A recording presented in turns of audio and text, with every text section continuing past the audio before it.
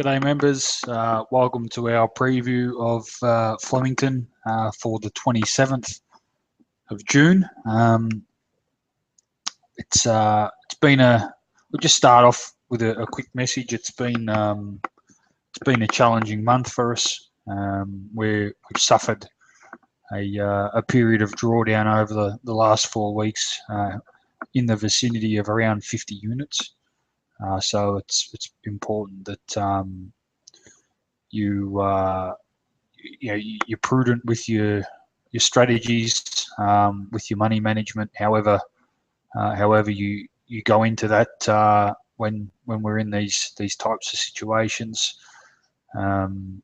We had a bad day going back to Flemington. We lost about 24.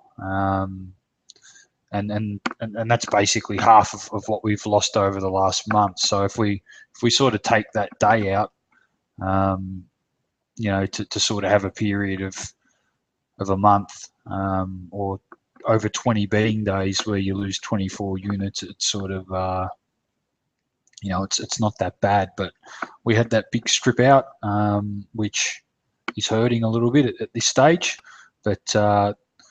I think the good news is, despite the fact that we're down, it probably could have been worse. We've tried to limit and reduce exposures where we can, and I've been working very hard in the background to basically crunch the numbers and come up with some alternative strategies, because I think that it's certainly quite taxing the way we bet. I think there's a lot of merit in the way we bet, but I also think that it's very taxing, and whether it be just for your time or mentally, even for me, there'll be meetings where I probably think I want to bet up here and back all of them, and times like today where I'm sort of looking at it and I'm going, well, it's a very tough day. What can I do to reduce the exposure and keep the upside? And that's sort of where we're at. So tomorrow looks quite difficult. It's definitely a race where I'm going to cut back. If they get up without me, I can live with it. But certainly there looks to be a few races where we can, we should be able to get a good win, and then there's some other races that just look too hard. And looking back at Flemington and looking back over the meetings that have beaten us, certainly the tracks have been dodgy at times, but they've just also been quite difficult meetings. So look, I've got a lot of faith that that the numbers will stand up long term. But I guess when we're dealing with races at Flemington where there's 15, 20 horses in each race, there's the variance is quite difficult in those types of races. So we are going to experience different runs and periods of time where we're going to get well beaten. So it's just trying to eliminate those things and get a bit smarter. So I came from obviously a highly selective approach, and there's a lot of things that I didn't like about that. I do like backing all the overs. It works well for me mentally because I'm not second guessing myself all the time. But certainly, as I said earlier, there is also room to probably have a method certainly in between, and we'll call upon that when we need. So on to race one. Look, it's a difficult race if El Greco doesn't show up. They're a pretty even sort of bunch. But look, El Greco's flying. He's had a trial and 3 runs. You would have probably seen him in the little profile we did. He's going to be very hard to beat. He rates clearly on top. He's been pretty solid around 230 all week since the markets went up on Wednesday. And look, he's probably going to stay around that area. The market doesn't like weight. He's got 59. So they might find something to sort of back against him. But yeah, it's sort of, he's a pretty hard horse to beat in a race like that tomorrow. I think he gets a good map, and yeah, he was so dominant last time, and his figures were very strong, and even his figures at Kilmore on debut, I had marked right up there, and then he ran behind that good one at Swan Hill, and obviously came out and won well last time. I think the danger's Bengal Cat. He didn't have a great deal of luck behind Safarian. That horse that we backed at Moonee Valley on that occasion. He was looking for runs. He was at big odds, and he didn't do a lot on debut. So your SP profilers here, they're probably inclined to say, well, the horse was a big price last start. We'll let it go around big again. That's a valid theory. If you stick to that, you're going to have your wins and losses. But I think that certainly he looks to be good value. So the value here looks to be, we've got a horse marked $1.50 on the raw figures, and its overs at $2.30, and I've got a horse around $11, and they're betting 17. And look, something could come out of the pack, but this should be a race I'm pretty keen to do something with. Certainly on El Greco, and what we do with Bengal Cat, I'm not sure, but it definitely looks a good race, and one I'm pretty keen to play in. On to race 2, and look, this race looks okay also. We put out an alert earlier in the week on Lord Esprit. They put him up $26, and I marked him 10, and some members were obliged and backed him in the 10. He's out to 13 across the board. I sort of get the feeling he might get back out to near the 20s, just sort of the way it's sort of trending. I think that, look, I think he'll run well. He's a good horse, and I think he's pretty handy, and he'll acquit himself quite well here. Look, Rough Justice was very good last start. He goes very, very well, and he looks cherry ripe to win here. He produced a very strong speed figure. If you run the stats on Malian and Allerton and Zara, very strong combination, and she rides quite well. She doesn't. She sort of, rides Metro mainly and gets some rides, and she goes pretty well. So I think that I think it's clearly the one to beat. And then through that same race, we've got horses like Illustrious Lad, who will probably appreciate the extra ground, Star Stealer as well. So it's not a given, but certainly the race, Rough Justice comes through with a handful of runners, Casts and other. That looks the key form, and Lord Esprit was the value up early on that market, and we'll see how we follow through with that. So we can get involved here. On to the next race, and look, if there's ever a race to dodge, I've learnt the hard way the last few weeks that when these figures come back and they're just so all over the shop, it's really telling me something, and that's go and have a cup of coffee and get away from it, because it's been quite these races, just looking back, they're the ones that have been hurting us. So if there's 2-3 of them a day, we can sort of save 6 or 9 units if we got stripped out on all of them. If you're keen to have a bet, I think that Relentless, number 5, I thought he ran quite well first up. His form on dry tracks over a mile last prep was good, and he was quite luckless at Moonee Valley in what was just a dead set figure run. So if you were keen to have a small play here and a cherry pick, then Relentless at big odds is probably the way to go, and just allow yourself to live with the fact that there's going to be times where if we sit out, the value runners are going to get up, but they're good dodges, these ones. I've done a lot of work on them over the last week or so in looking at the history, and we can we can stay away from a huge exposure there, and you know, you could play a horse like Relentless each way.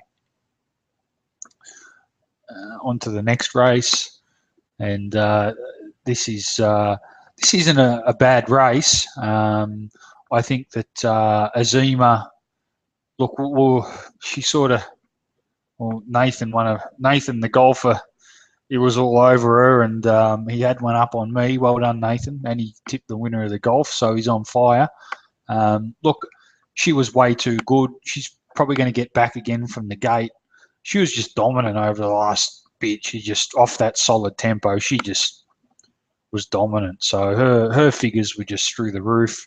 I think that she's going really well, and you know, she's fourth up now. So, you know, fourth up, she got another run. Can she run at that level? She probably can. Dodging Bullets is going well. He really doesn't have anything really big and exposed, but if we track his form back through Lord Esprit at Terang, when he beat that horse 2 starts back, we get a pretty good idea of where this horse sits in. So I've made a little bit of an adjustment there, and he's come out around 650. And I think Mr. Pago, this horse hates water. So, you know, if we sort of look at his last run here at a mile, 2 starts back, it was a very big run. And if I use that class figure, he comes out on top, and he's got some strong speed figures, and clearly he's got a massive turn of foot. So, look, I can understand why the market would probably be a little bit confused about him and have him 30s.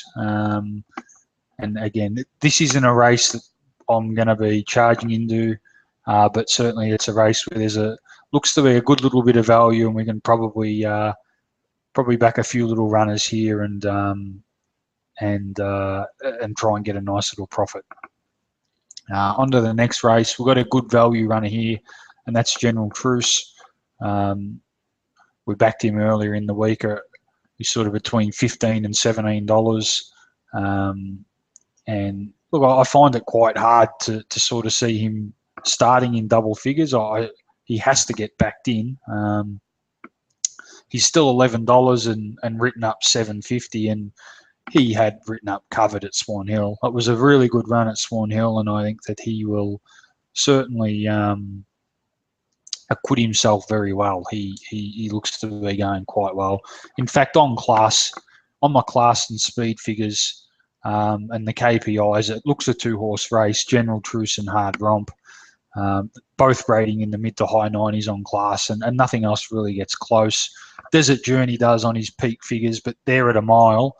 There was a little bit of money for him last week. But look, really, you know, we're dealing with borderline group horses here in General Truce and Hard Romp against restricted runners. So, and both those horses have got the best speed figures. So I think that, you know, if we work our play around General Truce and Hard Romp here, you know, I think that's a pretty good strategy for this race. Again, it's sort of not a race we probably need to chase a lot of value, which fits into to the strategy of the day for us tomorrow.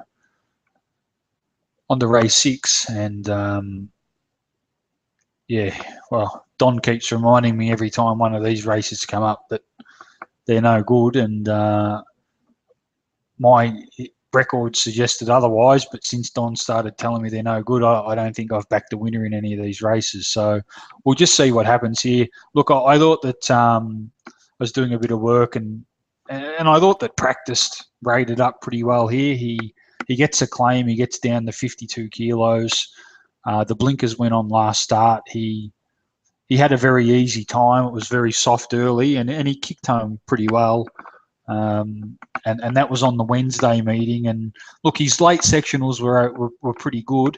If you sort of line them up with some of the other horses that raced on the Saturday following that midweek meeting, the track played a lot quicker on that Saturday, so the sectionals are going to look faster. But I think Practiced's sectionals measure up, and he had the blinkers on for the first time, and certainly you know, that was down to a 78 grade. And when Lloyd Williams had this horse, he was obviously racing against Passance de Lune and a lot higher races, and he sort of the trajectory of the races he was in went down. From your group to your listed. Your listed to open to 84 and 90s, and then he started this campaign with a new stable. Open in the bush in Adelaide, and then down to a 78. So they got him into a real winnable grade for him, and I think it'll be a pretty good confidence booster. And just under the minimum. I'm not huge on the weights and the claims, but just the way it fits this runner. And if we sort of look back at when he was going really well, he's sort of really competitive against the likes of Whisper Downs when he was flying, commanding time. Passon Staloon in the Bendigo Cup that time, he ran second to Passon Staloon and beat Fumashino. That was a long time ago now, no doubt, a couple of years ago, but certainly the horse got back to pretty good form. And even if we look back last campaign, I run at Flemington, say, behind Taiyu, and I run at 2,500 behind Zantico. So he's got some pretty good figures, this guy, and his form's a little bit different to the others.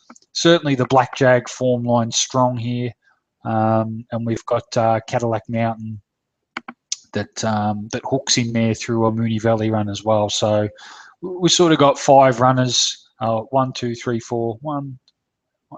runners, under $10, and they look to be the ones. And Caldini's a horse I had quite short last start, and he failed. At his absolute best, he's certainly right up to it. He's around the mark. But had he not ran last start in that race, I'd have him a lot shorter. So just not sure what to do with him, but historically he's got the figures to take it out. Again, another hard race here. Really difficult race. Look, Kenjawood, Nolan's on, which I think is a positive. You just sort of, when I have a look at how well that horse, just in hindsight, looking back, how well that horse actually went when he won at Flemington third up. That was an enormous performance. He's beat Digitalism by 5 in a headlock, and we know how good Digitalism's gone. Digitalism's come out and won an open handicap at Moonee Valley and should have won another one, and this horse has beat it by 5 in a headlock. And Longeron came out and won in a headlock after that. Just a very, very, very big peak figure on the class scale. Just very, very strong through the roof. And so was the speed. So, look, I got no doubt that in hindsight that's knocked him around a little bit. When you run 15 lengths above the average, Vince has got it 15.3. I got it on mine 16.54 with a speed rating of 137, which is just phenomenal. He did have a speed rating of 140 also one other time last campaign. Look, he has to get back to a mile here off a 3-week break. It's not going to be easy. He's probably going to be a little bit flat. I've penalised him for those reasons, and that's why I got him about $5. And if he got out to $5, he's probably a horse you'd want to, if we're being tight tomorrow, you probably want to save on him. It's hard to write him off because he's so talented, but he'll probably drift out and get out to $5-6. No dramas tomorrow. We've got Chili Express, who just continues to rate well for the informed Robbie Griffith stable. We've got Lord Geronte, who went really well at Moonee Valley and a bit of a flop last start. We've got King's Dance, who I thought ran well last week at Moonee Valley. He's on the 7-day backup. Those runners generally attract a good bit of support. And we've got Baron Archer, who is just a head case of a horse to try and have any confidence lining him up. And what do we do with him? Who knows? last 600 at sale was 12.5 lengths above the average. So certainly he's shown that he's feeling pretty good to display a turn of foot in that range. But his best overall figures for me have sort of been with a bit of sting in the track. But look, this is a hard race, very hard race. So we won't be betting early here. We'll just sort of see how it pans out. On the race 8, and look, not a lot here between Mr. Utopia and Sir Andrew. Look, Sir Andrew's still looking for a run. Last time out, would he have beaten yesterday's song? Maybe. How far would he have beaten yesterday's song by? I don't know. I think he's $3.30. It just seems a little bit skinny, but he does have the 5 kilo swing on Mr. Utopia. So, both those runners have shown that they've been able to produce very fast late sectionals at Flemington. But there doesn't really appear to, if we just sort of look at the map here, there's not a lot happening early. There's a lot that just like to generally, flop into a position. And, if we're looking at the turn of foot horses, we've got Mr. Utopia, who's got the big turn of foot. We've got a horse like Amavatio down from Sydney. He's another one with a big turn of foot, and obviously Sir Andrew. So if it's going to be a sit and sprint, they're sort of the 3 horses, and that's sort of where we're at. And Venturon's the other one. So yeah, we'll see how we go here. But again, it's another race where it's a little bit messy, and we don't have a standout and all that sort of stuff. So we'll monitor. And then on to the last race, and this looks like not a bad race, especially if they're running on.